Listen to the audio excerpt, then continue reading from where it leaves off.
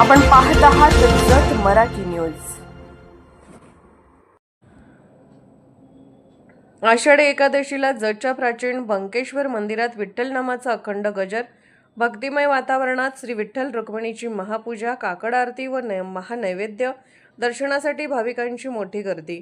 जत शहरातील ब्राह्मणपुरी परिसरातील प्राचीन बंकेश्वर मंदिरातील श्री विठ्ठल रुक्मिणी मंदिरात आषाढी एकादशीचा पवित्र सोहळा शनिवारी अत्यंत भक्तिभाव आणि उत्साहपूर्ण वातावरणात साजरा करण्यात आला। पहाटेपासून विठ्ठल विठ्ठल जय हरी विठ्ठल या अखंड नामघोषाने संपूर्ण परिसर भक्तिरसात न्हाऊन निघाला। आषाढी एकादशीचे औचित्य साधून दरवर्षीप्रमाणे यंदाही पुरोहित परिवाराच्या वतीने श्री विठ्ठल रुक्मिणीच्या मूर्तीला विधिवत अभ्यंग स्नान घालण्यात आले।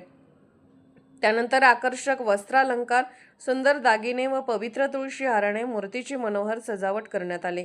यावेळी महापूजा, काकड आरती आणि विविध धार्मिक विधी मंदिराचे पुजारी श्री दत्ता पुरोहित यांच्या हस्ते संपन्न झाले। तसेच श्री विठ्ठल रुक्मिणीला पारंपरिक पद्धतीने महानैवेद्य अर्पण करण्यात आला। आषाढी एकादशीच्या निमित्ताने मंदिराचा गाभारा विविध रंगीबेरंगी फुलांनी आकर्षक सजवण्यात आला होता। या देखण्या सजावटीने मंदिराचे सौंदर्य अधिक खुलून दिसत होते। सकाळपासूनच भाविकांनी दर्शनासाठी मोठी गर्दी केली होती। शिस्तबद्ध रांगेत उभे राहून भाविकांनी श्री विठ्ठल रुक्मिणीचे दर्शन घेत नामस्मरण केले।